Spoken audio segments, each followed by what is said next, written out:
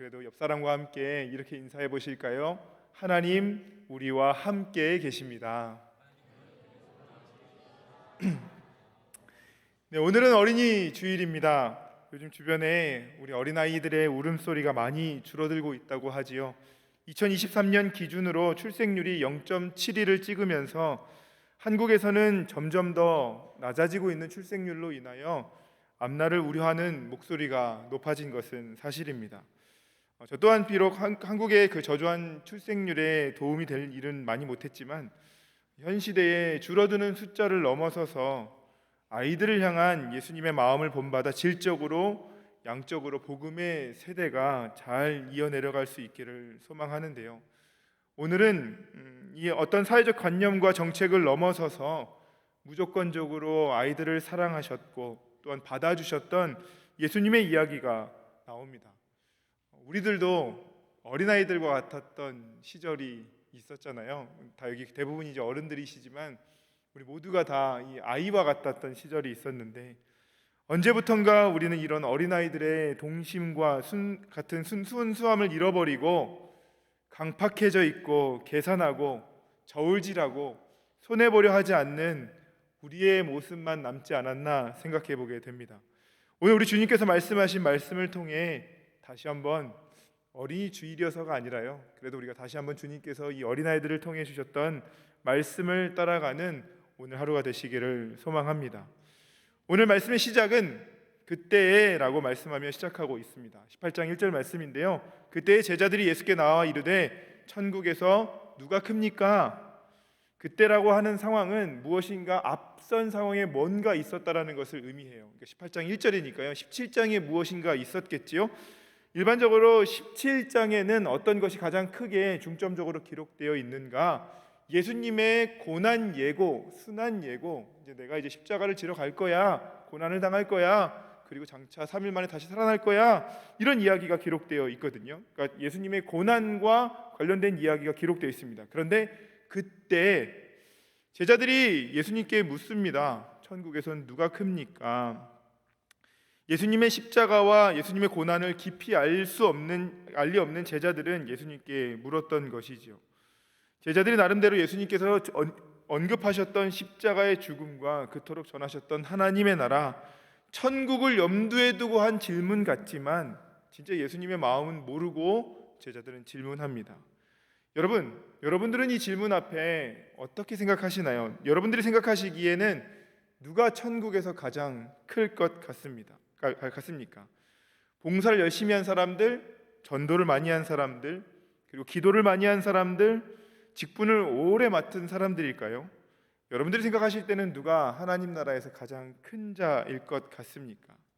제자들도 이런 맥락에서 자기 자신들이 예수님의 사역을 참 많이 도왔기도 했고 같이 있었으니까 천국에서는 내가 정말 큰 자일 거야, 한 자리 차지할 거야 라고 생각하고 질문했을지도 모릅니다. 그런데요, 그런 제자들의 질문에 우리 주님은 동문서답으로 답하십니다. 네, 우리가 교동문에서도 읽었고 우리가 지금 본문을 읽었기 때문에 예수님께서 어떤 답을 하고 있는지 여러분들은 아실 겁니다. 예수님께서는 어떻게 말씀하셨나요? 어린아이가 천국에서 크다라고 말씀해 주셨죠. 그런데 예수님의 답을 먼저 하셨던 답을 조금 더 자세히 살펴보면 다른 점을 발견할 수 있습니다. 우리 3절 말씀 같이 한번 읽어보실까요? 시작. 이르시되 진실로 너희에게 이르노니 너희가 돌이켜 어린아이들과 같이 되지 아니하면 결단코 천국에 들어가지 못하리라. 예수님의 답이 조금 이상하게 느껴지지 않으신가요? 제자들은 분명 예수님께 천국에서 누가 가장 큽니까? 라고 질문했어요. 쉽게 말하면 천국에서 위는 누군가요? 천국의 가장 큰 자리를 차지한 사람은 누군가요? 라고 질문한 겁니다. 그런데 예수님의 답은 무엇이죠? 어린아이들과 같이 되지 아니하면 천국에 들어가지 못하는데 그 앞에 뭔가를 강조하고 있습니다. 결단코 들어가지 못한다라고 대답하고 있습니다. 천국에서 크고 작은 것을 떠나 이제는 천국에 들어가지도 못하는 처지가 될 수도 있다는 겁니다. 예수님께서는 천국의 크고 낮음이 중요한 것이 아니라 그보다 천국에 들어갈 수 있는 조건을 먼저 내세우십니다. 그 조건은 어린아이들과 같이 되지 않는다면입니다. 제자들은 아마도 나 정도면 괜찮을 거야라고 생각했을지도 모르지요. 그런데 그래서 당연히 우리는 천국에 갈 수 있는데 그 천국에서 누가 과연 높을까 궁금했을 것이죠. 그런데 주님은 너희가 다 천국에 들어갈 수 있다라는 제자들의 기본 관념부터 뒤집습니다. 어린아이가 같이 되지 않는다면 결탄코 천국도 못 들어가게 될 거야. 자, 그렇다면 어린아이와 같다는 것은 무엇을 의미할까요? 설교를 준비하면서 책을 찾아보았더니요, 당시 어린아이들이라 함은 무시당함의 대명사였다고 합니다. 당시 아이들을 대하는 태도가 지금과 사뭇 달랐을 것이지요. 특히 그 당시에는 여자아이들을 더 많이 무시하고 가볍게 여겼다고 하는데요, 지금은 딸바보 아빠들이 얼마나 많습니까? 딸을 귀하게 여기는 것, 아니 어떤 가정, 모든 가정들마다 딸이든 아들이든 우리 자녀라면 귀하게 여기는 것이 많은데요, 근데 그 당시에는 갓 태어난 여자아이들은 버려지는 경우가 많았고, 노동은 하지 못하지만 돈은 더 많이 들어가는 딸아이 하나를 더 키우고 싶지 않아서 굶어 죽이게 하거나 짐승에 잡아먹히도록 내버려 두거나 아니면 일찌감치 팔아버리기도 하였다고 합니다. 더 나아가 신약 성경에 기록된 헬라어를 포함해 그 당시 근동의 언어들을 좀 살펴보면요, 아이를 일컫는 단어는 남성도 여성도 아닌 중성의 경우도 더러 있었다고 하는데요, 그 이유는 아이들은 남자도 여자도 아닌 물건으로 취급했기 때문이었습니다. 그런데 예수님은 천국과 같이 영화롭고 영광스러운 자리에 그 당시에 하찮게 여기고 물건으로 취급하고 가장 연약하다고 여기던 아이를 들어 설명하고 계십니다. 예수님께서 정말 제자들에게 가르치고자 하는 요점을 분명하게 설명해 줄 수 있는 예가 바로 이 아이였던 것이죠. 참된 하나님의 나라는 똑똑하거나 돈이 많거나 내가 이만큼 했기 때문에 그에 대한 대가로 당당히 얻어내야 하는 사람들이 가는 곳이 아니라는 겁니다. 하나님의 나라는 당시에 만연하게 모든 사람에게 무시당했던 연약한 존재인 아이들이라 하더라도, 사람들에게 천대받는 아이들이라 하더라도, 경히 여김을 받던 아이들이라 하더라도 그들을 통해 존재하는 것이 하나님의 나라임을 가르쳐주고 계십니다. 예수님께서 하나님의 나라에 대해서 설명하시면서 제자들조차도 거들떠보지 않는 아이를 세우셨을 때 제자들은 얼마나 당황했을까요? 자, 그렇다면 어린아이와 같다는 것은 무엇을 의미할까요? 예수님께서는 제자들에게 설명하면서 천국은 그 어린아이들과 같이 되지 않으면 결단코 들어갈 수 없어 라고 그냥 말로만 설명하지 않으셨어요. 2절 말씀을 보실까요? 한 어린아이를 불러 그들 가운데 세우시고 말씀해 주십니다. 이 어린아이가 누구인지 그리고 성별이 무엇인지 우리는 정확하게 알 수 없습니다. 그러나 한 학자는 가장 연약하고 또 가장 작은 인간을 칭한다면 아마도 그 당시에 더 무시를 당했던 여자아이지 않았을까라는 보는 견해가 있어요. 저희 입장에서 이 어린아이라는 구절을 보았을 때, 그리고 게다가 그 아이가 만약에 여자아이라면 가장 먼저 떠오르는 것이 바로 제 딸이더라고요. 말씀을 준비하면서 어린아이와 같다는 것이 무엇일까 생각해보며 딸아이를 유심히 보았습니다.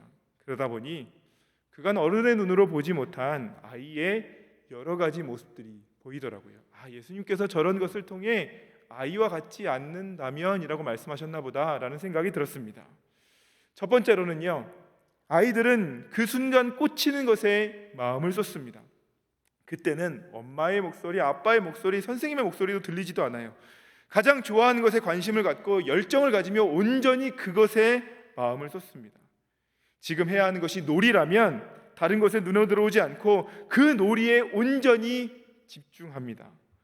어른의 눈으로는 일의 순서와 시간적 개념이 있을 법하지만, 그리고 다른 것이 앞서서 이런 것을 해야 된다라고 생각한 것임에도 불구하고 아이들은 그 일의 순서와 시간 따위는 보이지 않는 것 같아요. 지금 내가 하고 있고 관심을 갖는 것에 올인할 줄 아는 것이 바로 아이들입니다. 천국이 어린아이와 같다라는 것은 하나님 나라를 위해서 온전히 열정을 쏟아붓고 다른 것에 눈을 돌리지 않는 것을 의미할 것입니다. 지금 눈에 보이는 그것이 최고로 보이는 아이들처럼 말입니다. 지금 아마도 유년 2부는 달란트 시장을 하고 있는 걸로 알고 있거든요. 저희 딸은 일어나자마자 오늘 달란트 시장 이야기를 저에게 했습니다. 또 그것만 보이니까요. 하나님의 나라를 그대로 받는 그대로 온통 그것만 보이는 것, 올인하는 것, 그것이 아이들인 것 같습니다. 그리고 두 번째는 어린아이는 전적으로 부모를 신뢰합니다. 사랑하는 아이들은 자기가 열정을 쏟는 거에 대가를 바라지 않고 그저 부모를 믿고 신뢰합니다. 부모를 향한 사랑과 관심을 어른의 눈높이처럼 계산하거나 정치적으로 이용하지 않고 순수한 마음으로 나의 울타리인 부모를 따라가지요. 제가 예전에 봤던 한 유명한 실험이 기억이 납니다. 그 아이를 한 그 두 기둥에 기둥을 해놓고 여기다 튼튼한 투명한 아크릴로 다리를 만들어 놨어요. 근데 아이가 보기에서는 여기서 여기로 넘어갈 때는 투명한 아크릴이 여기가 좀 낭떠러지처럼 보이거든요. 그러니까 아이는 이쪽에서 이쪽으로 넘어가기 위해 주저합니다. 물론 안전하지만 투명해서 그게 떨어질 것만 같아서 아이는 움직이지 못하고 머뭇거리지요. 근데 반대쪽에서 부모가 활짝 웃으면서 여기로 와라고 팔을 벌리면 그 아이는 투명한 유리의 밑을 보지 않고 부모에게로 아장아장 느리지만 걸어가는 실험을 본 적이 있습니다. 아이는 그렇게 부모의 말을 따라 순종하고 신뢰하며 걸어갑니다. 아이들이 이런 마음의 순수함과 신뢰는 안타깝게도 부모가 그 아이를 혼내고 매를 들고 거부한다 할지라도 아이는 그 부모를 떠나지 않고 늘 돌아오는 것을 보면 알 수 있죠. 부모는 솔직하게 아이를 매정하게 밀어낼 때가 있을 수도 있잖아요. 그런데 아이들은 그때라 하더라도 부모를 버리지 않고 부모에게로 다시 옵니다. 왜냐하면 아이들에게는 부모가 온 세상이기 때문에 그렇습니다. 그렇듯 아이들은 부모를 전적으로 의지하고 신뢰합니다. 온전히 의지한다는 순수한 마음이 아이들에게 있는 것이지요. 하나님의 나라는 그렇게 아이들처럼 온전히 하나님을 의지하고 신뢰하는 사람의 것입니다. 세 번째로는 아이들은 가르침을 단순하게 있는 그대로 받아들입니다. 오래 고민하지 않더라고요. 옳고 그른 것인지 아직 판단하기 못하기 때문이기도 하지만 그냥 그거 가르침 그대로 받고 그것을 행동으로 옮깁니다. 예전에 딸아이가 유치원에서 하루는 에너지 절약 차원에서 적정 온도 25도를 배워왔어요. 그래서 어느 날이 좀 차서 에어컨 온도를 26도로 한 1도를 더 올려서 맞춰놨더니 아니라는 거예요. 탄소 괴물을 배출하지 않으려면 25도를 꼭 맞춰야 된다는 거예요. 그래서 26도가 더 높고 괜찮은 거라고 했더니 이유는 모르지만 끝까지 25도가 선생님께서 탄소 괴물을 배출하지 않는 가장 좋은 온도라고 꼭 25도를 맞춰 놓더라고요. 이처럼 아이들은 가르침을 있는 그대로 받아들입니다. 여러분 한국에 가보면 다 큰 어른들이나 이제 좀 장성한 청소년들은 안 그런데 꼭 횡단보도를 건널 때 이렇게 오른손을 이렇게 끝까지 들고 걷는 아이들 종종 보잖아요. 계산하거나 그것을 정치적으로 바라보거나 하지 않고 가르침을 있는 그대로 받아들여 행동하는 것이 아이들입니다. 옳다 그러다 고민하지 않고 받아들이고 믿고 가는 것이 아이들이지요. 우리도 하나님의 말씀을 그렇게 가면 얼마나 좋을까요? 우리의 생각으로 계산하지 않고 고민하지 않고 받아들이고 믿고 따라가는 것 말입니다. 하나님의 나라는 이와 같이 하나님의 말씀을 있는 그대로 받아들이고 그대로 살아가는 사람의 것이지요. 마지막으로는 아이들은 부모의 말을 잘 따르고 순종합니다.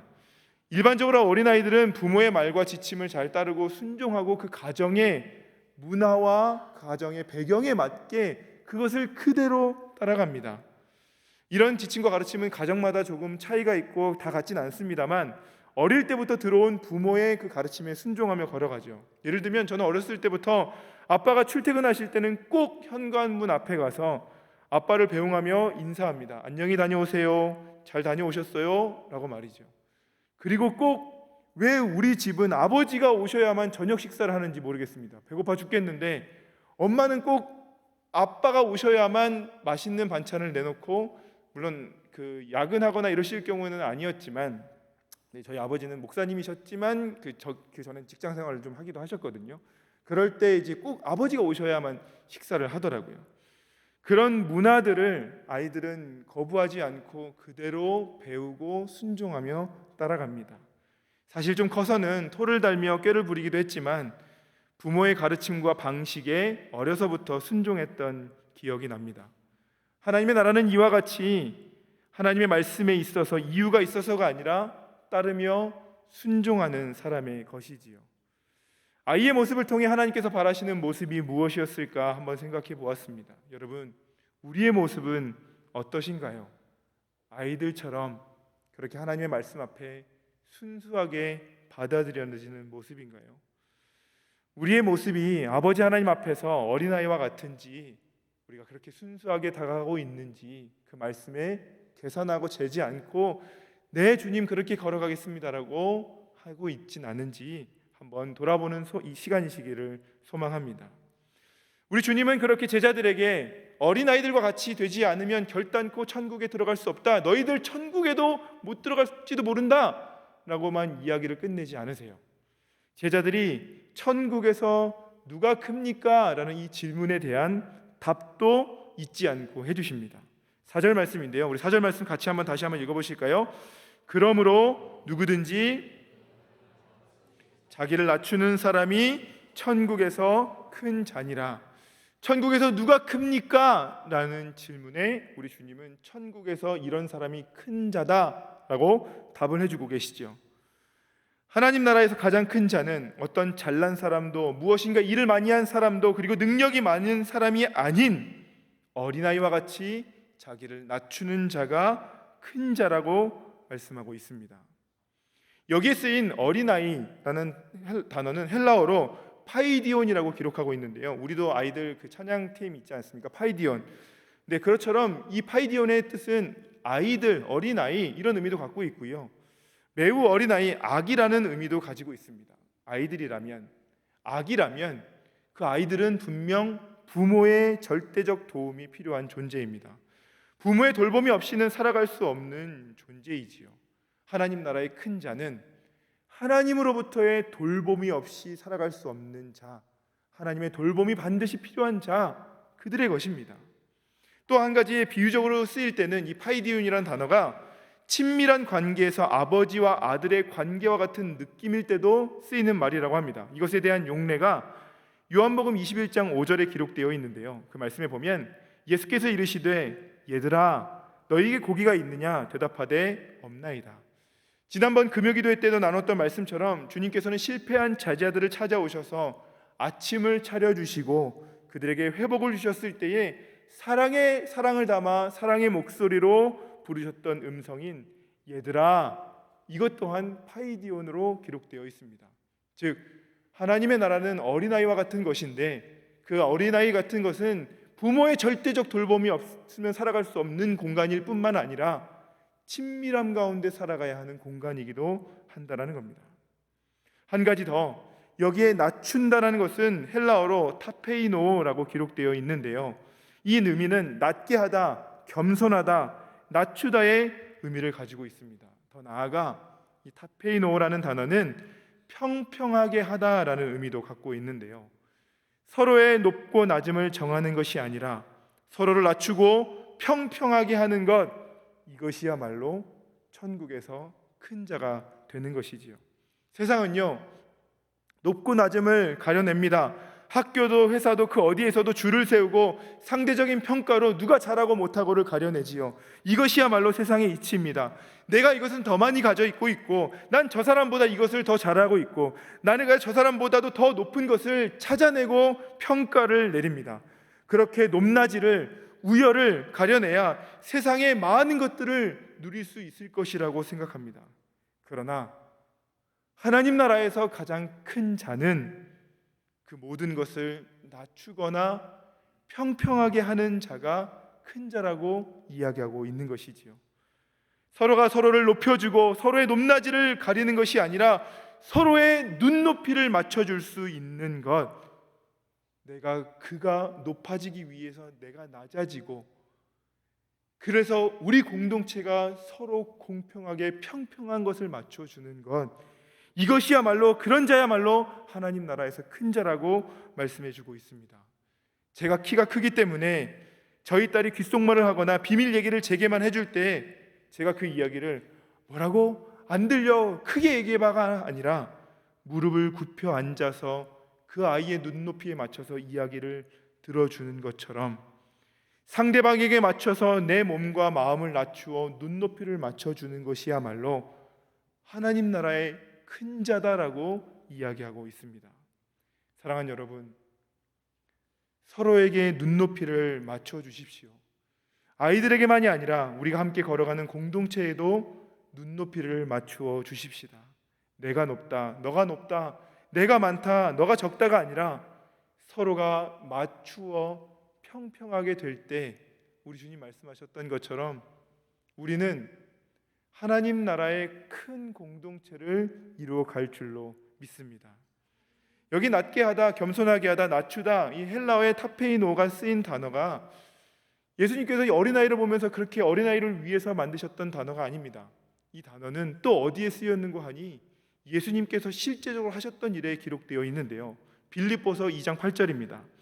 사람의 모양으로 나타나사 자기를 낮추시고 죽기까지 복종하셨으니 곧 십자가에 죽으심이라. 자기를 낮추시다에도 바로 이 단어가 기록되어 있습니다. 죄인인 우리에게도 몸도 낮추시고 눈높이도 낮춰주셔서 죄악된 이 땅에 내려오셔서 십자가에 죽기까지 우리를 사랑하셨던 그 주님의 낮추심이 있기에 우리가 구원을 받지 않았습니까? 그렇기에 바울은 동일한 빌립보서에서 이 말씀을 그대로 실천합니다. 빌립보서 4장 12절에 보니 나는 비천에 처할 줄도 알고 풍부에 처할 줄도 알아 모든 일 곧 배부름과 배고픔과 풍부와 궁핍에도 처할 줄 아는 일체의 비결을 배웠다. 여기에 비천에 처할 줄 알다에도 타페이노의 동일한 단어의 변형으로 기록되어 있습니다. 바울은 일체의 비결을 배움에 있어 비천에도 처할 줄 아는 낮아지는 그 신비를, 낮아질 때 주시는 그 은혜를 알게 되었던 것입니다. 예수 그리스도께서 낮추시고 낮아져서 우리와 눈높이를 맞춰주셨던 것처럼 바울도 그렇게 낮추어 비천에 처할 줄도 아는 비결, 내가 낮아졌더니 그 공동체가 하나님을 만나고 내가 낮추었더니 그 공동체가 모두 평평하게 모두가 다 동일한 공동체가 되었던 것, 누가 크고 누가 낮고 이것이 아니라 모두가 한 몸 공동체를 이루었던 것을 바울 또한 예수님을 통해 배웠던 것이지요. 서로를 위해 낮아지고 낮춰주는 것, 그것이야말로 하나님의 나라에서 큰 자가 될 수 있는 비결인 줄로 믿습니다. 하나님의 나라는 분명 어린아이와 같이 되어야 들어간다고 말씀하셨습니다. 제자들은 더 높은 자리, 더 많은 것을 가질 것에 대한 기대하는 마음이 있었을 것이지요. 우리도 어린아이처럼이 아니라 계산적으로 세상의 방법을 통달한 어른의 모습으로 얻어내고 가지게 될 것에 많은 것들을 기대하고 바라고 있지는 않으신가요? 예수님께서 우리에게 바라시는 모습은 어린아이처럼 열정으로 마음을 쏟고 전적으로 하나님을 신뢰하고 있는 그대로 받아들이고 순종했던 어린아이와 같은 자들이었습니다. 당시 어린아이와 같이 소외당하고 가장 연약하고 보호받지 못하는 자들의 것이 하나님의 나라의 것이다라고 말씀하고 있습니다. 우리가 어른의 눈으로 제자들과 같이 자리 싸움으로 목표를 이뤄내는 것이 아니라 나의 의로움과 나의 열심으로 나를 세워가는 것이 아니라 비록 부족하다 하더라도 연약하다 하더라도 내가 주님께 어린아이임을 깨닫고 어린아이인 나를 고백하면 나를 낮고 연약한 우리의 자리야말로 하나님의 나라를 경험할 수 있는 자리로 초대해 주시고, 때로는 내가 더 갖고 있는 자라면 우리 공동체에게 함께 낮추어 맞춤으로 하나님께서 우리 공동체를 큰 자다, 큰 공동체다, 정말 이 공동체야말로 하나님의 나라와 같은 공동체다라고 칭찬해 주시는 은혜의 공동체가 우리 공동체가 되었으면, 우리 교회가 되었으면 좋겠습니다. 때로는 어린아이처럼 순수한 마음으로 하나님께로 나아가고, 때로는 우리가 어른이라면 우리를 어린아이처럼 낮추어 평평하게 만드는 그런 공동체가 되어 하나님 기뻐하시고 하나님 나라와 같은 공동체, 우리 싱가포르 하나님께 공동체가 되시기를 주님의 이름으로 부탁을 드립니다. 함께 기도하실까요? 사랑하는 아버지 하나님, 우리를 자녀 삼아 주셔서 감사드립니다. 때론 어른인 척하고 계산하고 살아가지만 이번 한 주만큼은 어린아이와 같이 하나님 나라를 이루며 우리 자신을 낮추어 하나님 기뻐하시는 삶을 살아가는 우리가 되도록 역사하여 주시옵소서. 공동체에서 그리고 아버지 하나님께는 절대 신뢰하는 주님의 자녀된 삶을 살아가길 소망합니다.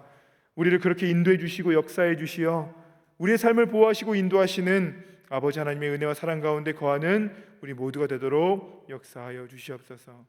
공동체 안에서도 우리를 낮추는 자가 되도록 인도하여 주시고 서로가 눈높이를 맞추어 평평하게 때로는 나보다 남을 더 좋게 여기는 사랑의 공동체 되도록 또한 우리 주님께서 이끌어 주시옵소서. 함께 하심을 감사드리며 살아계신 우리 구주 예수 그리스도 이름으로 기도드리옵나이다.